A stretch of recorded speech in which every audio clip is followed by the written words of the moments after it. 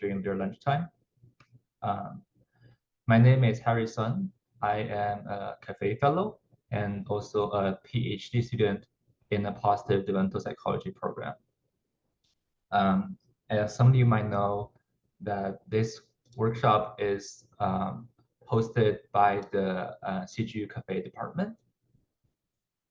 So I really appreciate the opportunity for you for Cafe to let me do this session on this topic, as I think this is really important for students, especially first-year students who are still taking a lot of the courses at CGU.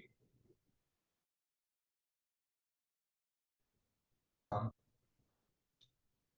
I started with some objectives for this session. So these are the things that I hope that by the end of the session today, you'll be able to say that you'll be able to like list out the things. Those are the things I want you to take away from this session. So first, I want you to be able to map at least one current course assignment into 2 to 3 concrete academic or career outcomes.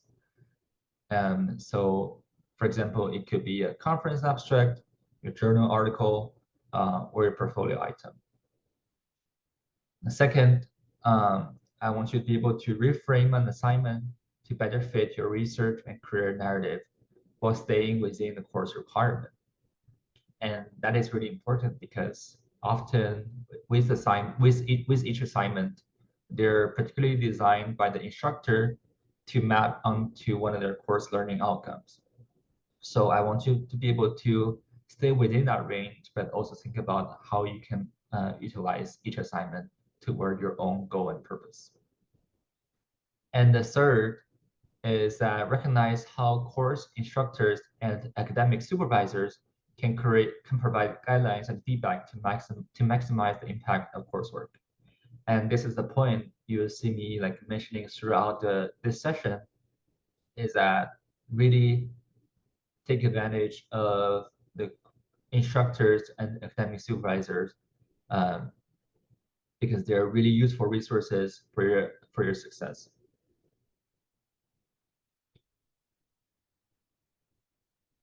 So before we get started, I just want to do a little check-in on what, since it's the beginning of the semester, right? I want to get an understanding of what people's primary goal for this semester is.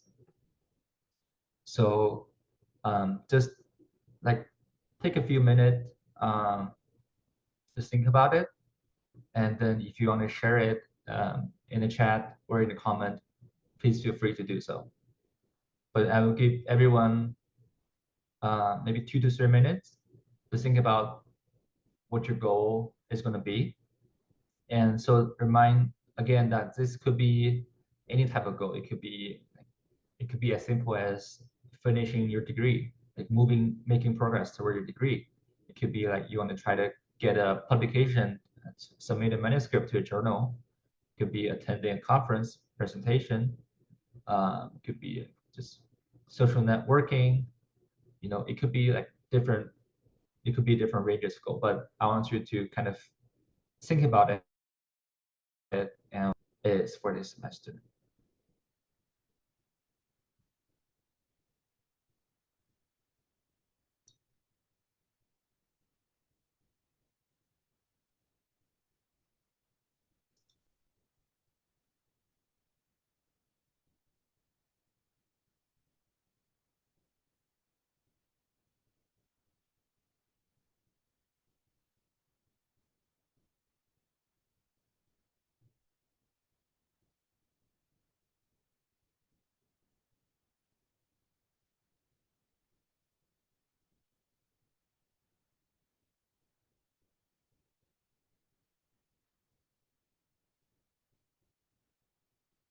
Maybe last 30 seconds, and then we'll come back on. And feel free to like type in the chat or put in the comment.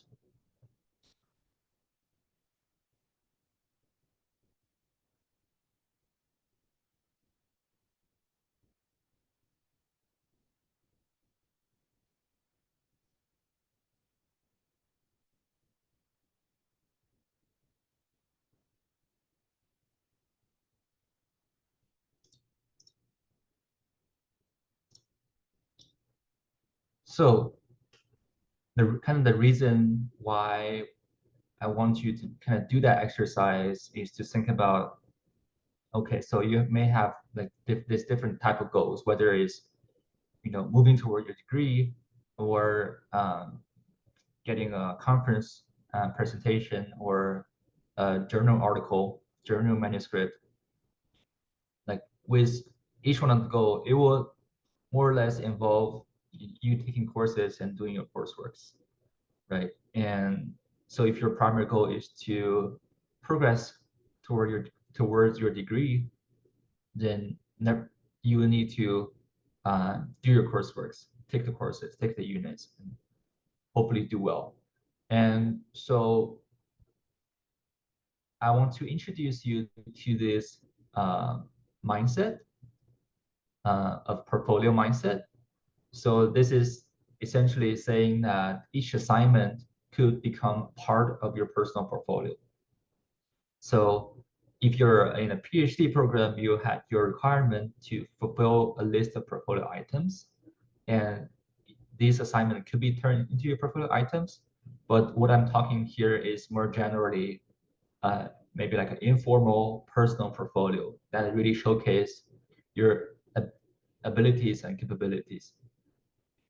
Um, so this mindset really is like keep you in mind that whenever you're dealing with any type of assignment, you can always think about it as an opportunity to become part of the things or works portfolio that really showcase who you are, your identity, and what you're capable of, your ability. Um, so there are like different examples that you can think about, like how we realize there are different types of assignments. Some are written, some are oral, and some maybe just group work based. And there could be different types of portfolio asset or items you can think about, right? Such as could be a conference presentation, a pre-registration for your study. If you have a really great research idea, I recommend registering it on the OSF website. It could be a publishable paper, could be a blog post, a poster, a GitHub project if you're into programming. It could be an online tutorial, or it could even just be as simple as an elevator page. And elevator page can sometimes be really important, right? Because sometimes if you want to let the others know about your research, know about your work, know about your idea, often you don't have all the time in the world to tell them that. Was more realistic that you have about just around 5 minutes or under 5 minutes for a quick discussion, and so you want to be able to like pitch your idea in a short but effective way that can make other people easily understand what you're saying and get your core idea while staying with that like time constraint. So elevator page is really important. It almost works with any type of project, and it's always a good thing to think about, right? If you want to tell other people what your project is all about, like what's your best like 3-minute summary of it. Um, and another thing with when like thinking about portfolio, thinking about assignment is that it is a bonus point if you can establish a common theme through multiple assignments. So kind of this is kind of the narratives. So if you think about picture in the future, uh, your portfolio or your CV is going to consist of a list of items. And if there is you can find a narrative that's running through the items, it'll be a bonus point, whether you're in the market for a job or you're applying for a tenure position or teaching at the college. Sometimes they look at the publications if they can identify a common theme.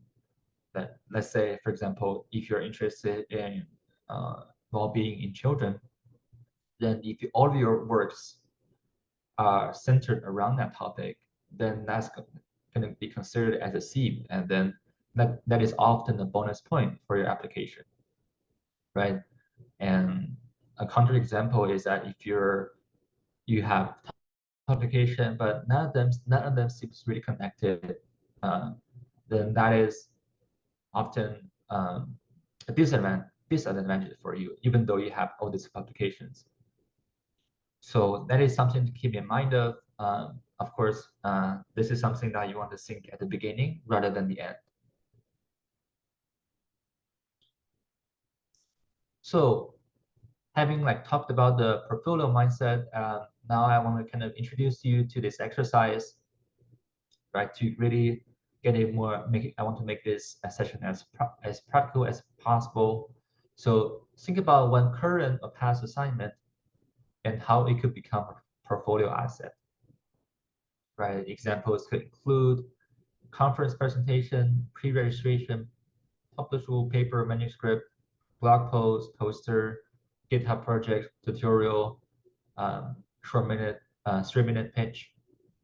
So I want you to start by picking out a current that you're doing, and then think about how it could be mapped on to any or more of the portfolios.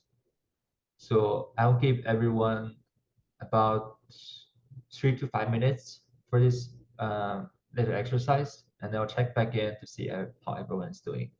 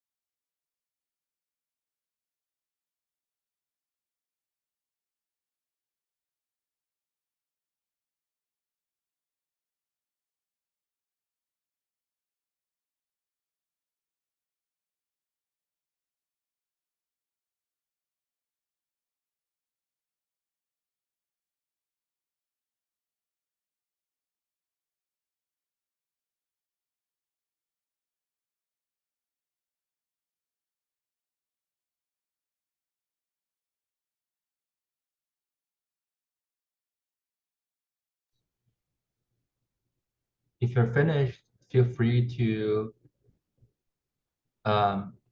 if you want to share it in the chat or in the comment. And sometimes these are really helpful for others as well, right? For them to see what kind of examples our people are thinking, and then that could be really inspiring. But I'm gonna move on. So you could still be thinking about this. This is just a little exercise to kind of help you practice that portfolio mindset. The mindset really is to treat every assignment as an opportunity for you to build on your portfolio, build on your CV, right? So having that mindset, having to think about each assignment is valuable, is contributed to your purpose, is only a start. We will need to do the work, do the coursework, and we'll need strategies that could really transform our coursework into something that is helpful for our career. So there are 5 strategies that I want to share today, right? And with each strategy, I always try to come up with useful tips that could be that are really practical. That's something you can do immediately with each one of your coursework. And so I want you to kind of listen to this and also think about how it could apply to the coursework you're thinking about.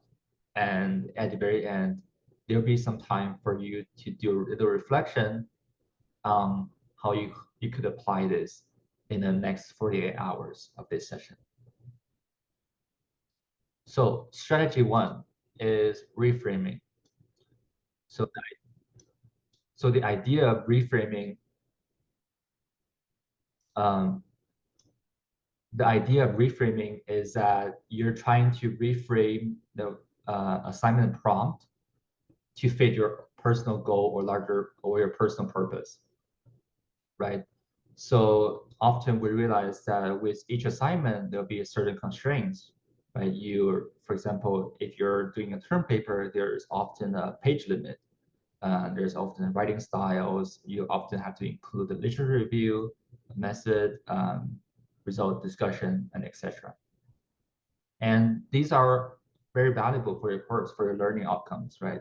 Your instructor purposely designed those type of restraints to give you to give a chance for you to do the essential learning that they want for you to when you get out of the course. But also you're doing the assignment for your own learning. So you want to be able to kind of redirect this assignment that can really be contributed to your own career. So the first tip I want to share is to rewrite the assignment prompt as if it were a job posting or conference call for papers.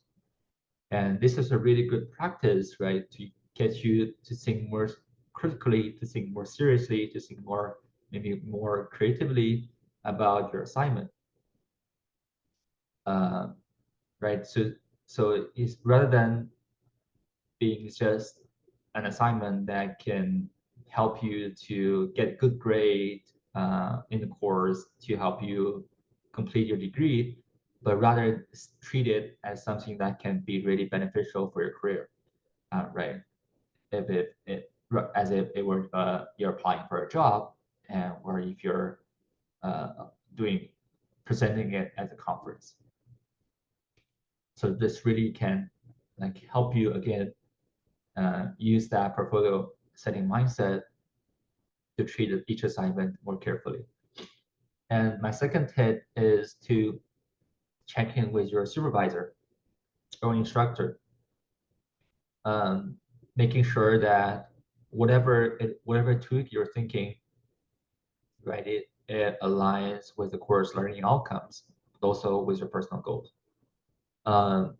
So there's different ways you can tweak um, the assignment with topic choice, using a different data set, framing for a different audience, for choosing which audience you want to focus on, choosing which format, the output you want. And so it's really important that you check in with your instructor and supervisor so that they can greenlight those tweaks. You can suggest your alternative data set and highlight potential audiences. And they can also connect each assignment into a larger project that you may be interested in. So that is for reframing. Really is like to rethink about your assignment and how it connect to your personal goal.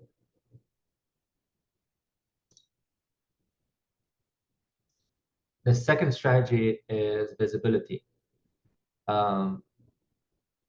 With visibility, it means that where and who out, outside the course can see your work. And that is a really important aspect, because imagine someone could be doing amazing work in the course, but if it just stays within the course, then no one from outside will know about it. And of course, I'm not advocating for saying that's the most important thing is for others to learn about your work.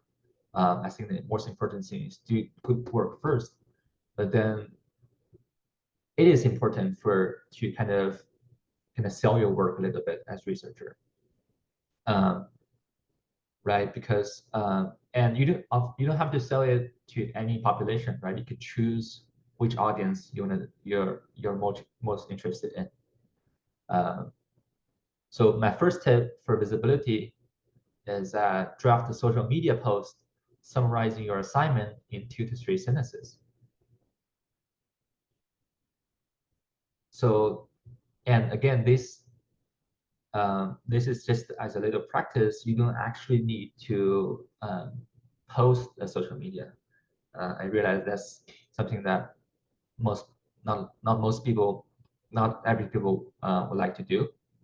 But this is just a little practice to get you to think about, right? So if I want to draft a social media post, I want it to be short. I want it to be concise. I want it to be easy to understand.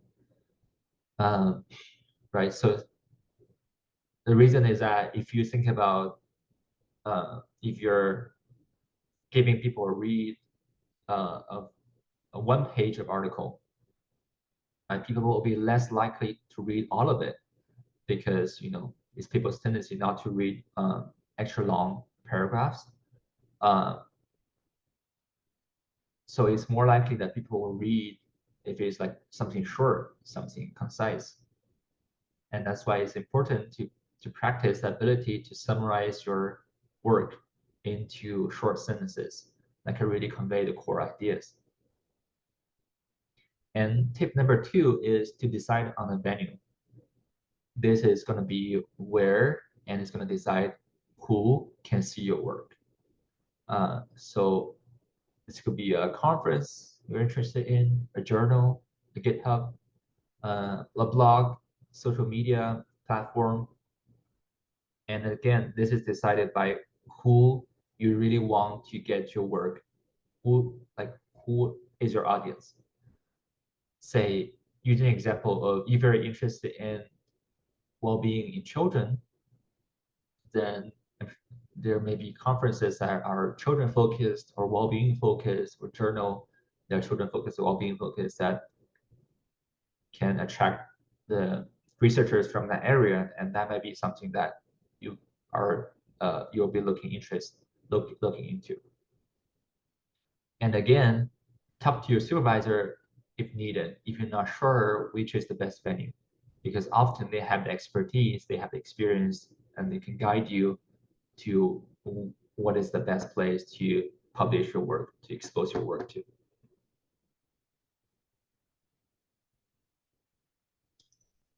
And here I also have a very brief visibility checklist. It's very simple, but it's really useful. So feel free to take a screenshot or record.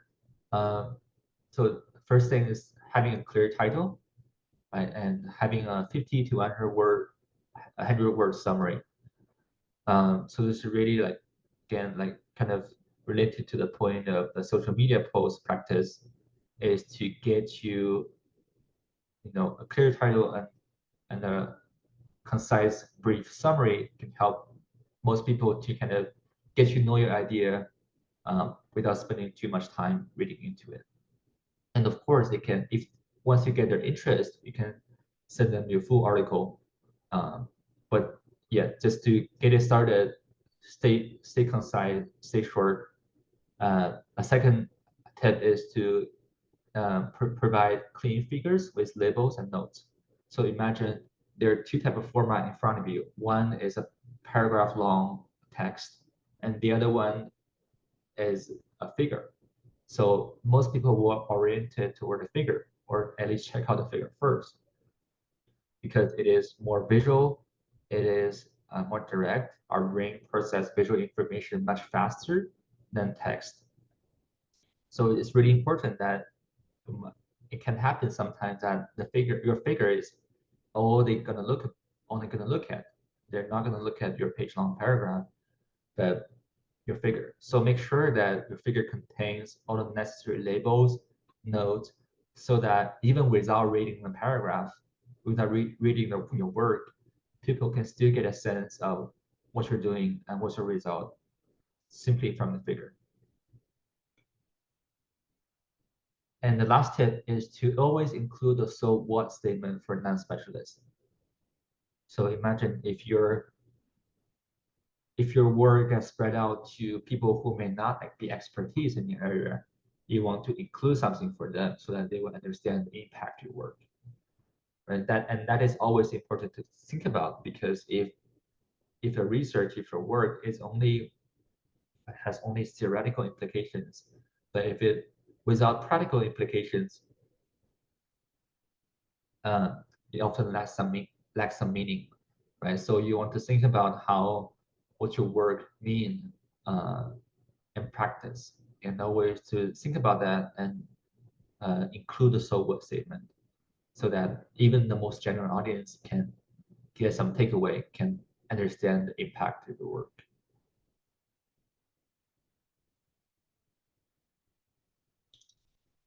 So the next strategy is collaboration, right?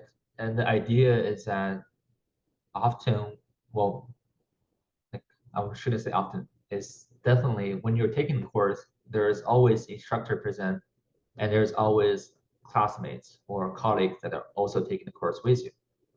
And these people are not just random people, right? They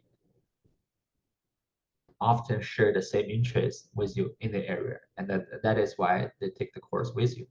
Say again, if you're taking the course on well-being in children, then you're more likely to find classmates or people around you in the course that are also interested in that topic. And who else is the better candidate to collaborate with than those people, right?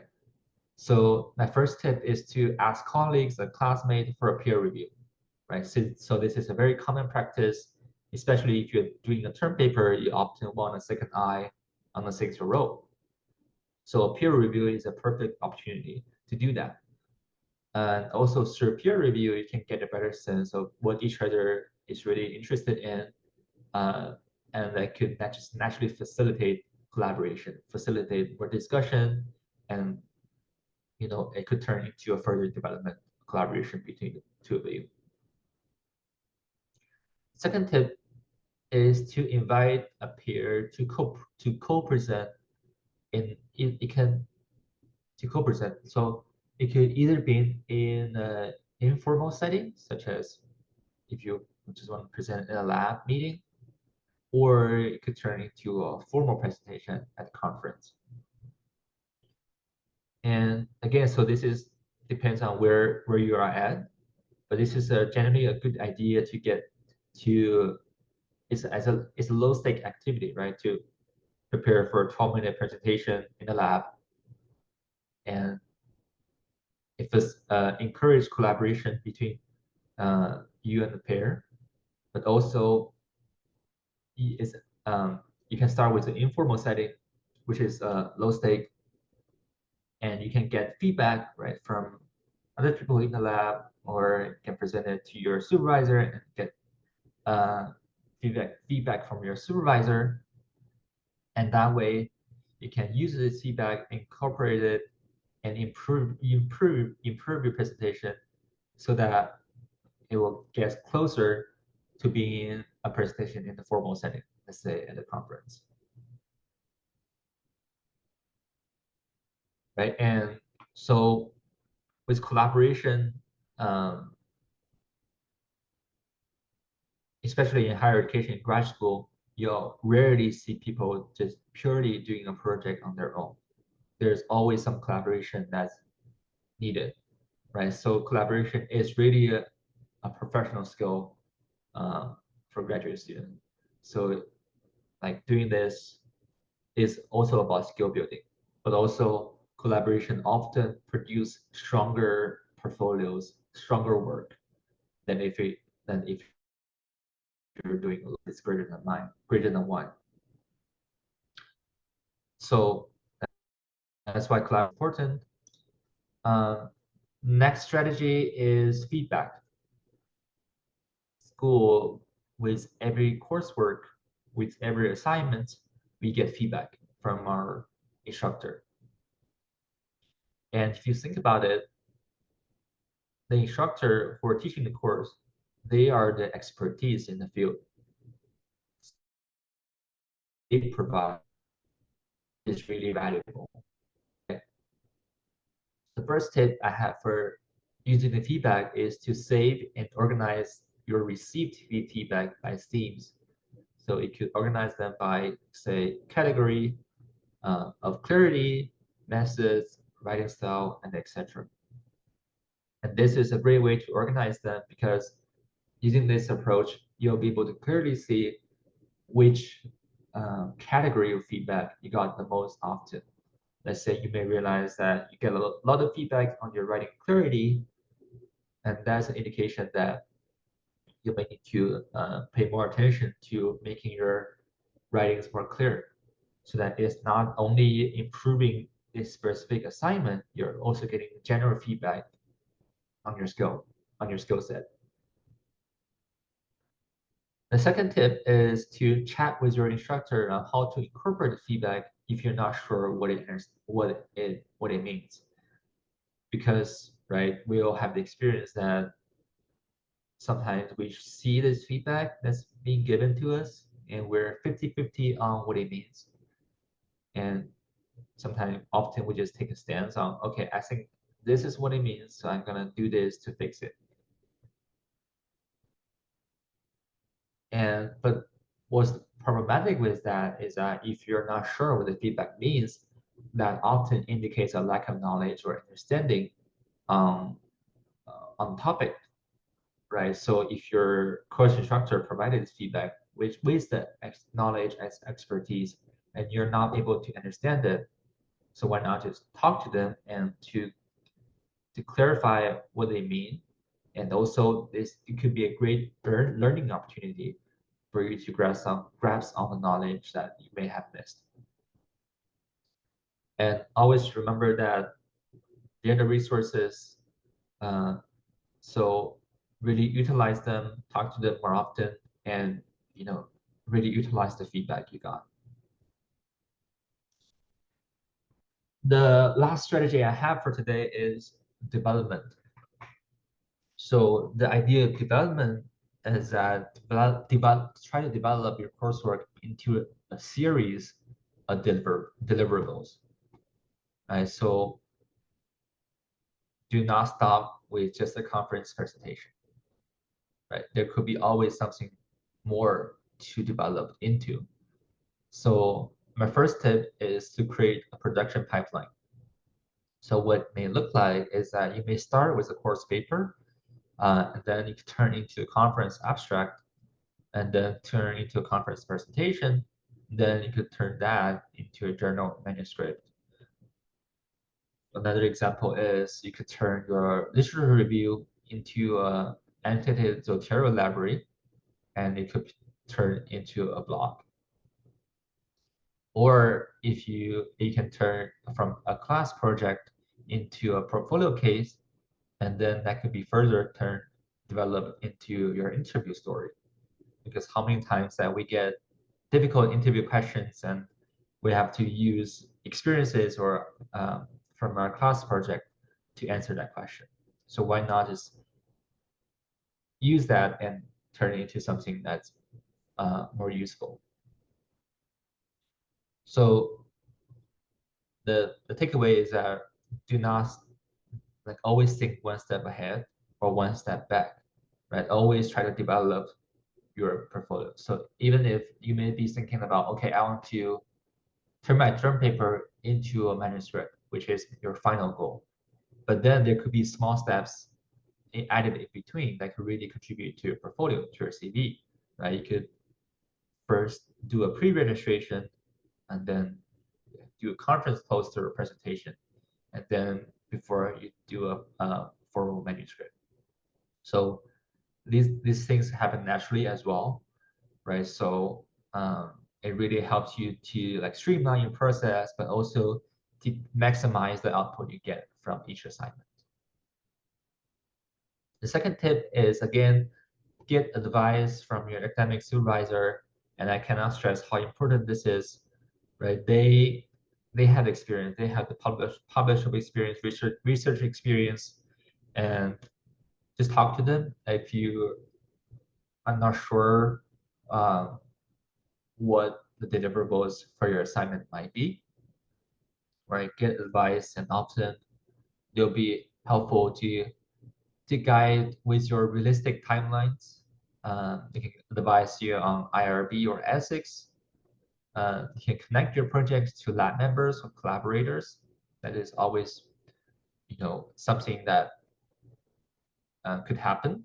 Well, but you never find out once you talk to them. Um, so yeah, development is important, and it is also the last step to think about, right? Because um, you may be starting with just connecting dot between your assignment and the portfolio item. But then this strategy really encourage you to think more to maximize what you can get out of each assignment. So with all of that being said, I realize it's a lot of strategies, a lot of content to absorb. So I want to give you some time to reflect on what you just learned from today's session. And I want you at the end to write down 2 to 3 action items for the next 48 hours. Because the reason I want to do this is that often, sometimes we hear a great topic that we are interested in, attend a session, but if we don't do anything about it, then over time, we just forget about it, right? So I really wanted for you to learn something and take away something, and also do something more practical for your own coursework. So I feel like this is the good way to do it. So if you can write down 2 to 3 things that you can already be thinking about in the next 2 days, and that will just get you started in getting used, be into using these different strategies. So if everyone is clear about the goal, I will, in the next slide, I have a summary of all the strategies that we have talked about for your own reference while you're thinking about your action items for the next 48 hours. So I will give everyone, okay, I will give everyone 10 minutes to do this task. And after that, we'll do a group share together.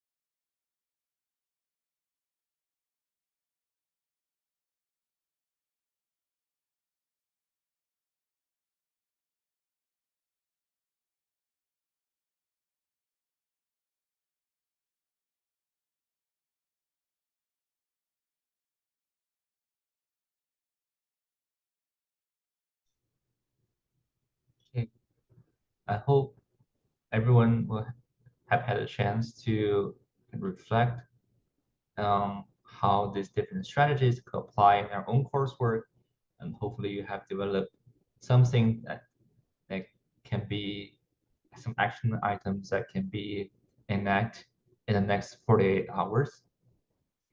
So that is really the goal of this session, right? Is to really to get you to think about those things, right? Because sometimes we just carry on with our courses, and often we all have the experience that we spend all this time and effort doing our coursework, but just so that once we turn it in, we leave it in our drawer or in our folder and never look at it again. All right, but that's something that I really want to raise awareness about, is that why not turn it one step further, since we're already doing the work, since we're already spending all the time and energy on this, right? Why not turn it into something useful that is beneficial for our career or fit into our broader purpose. So with that being said, I want to thank you all for attending, and for all of you that will be watching this webinar. And hopefully you have learned something useful and practical, and that could be useful for your own courses for this semester. Um, yeah, so I'll stick around if people have any questions. But otherwise, thank you all for attending.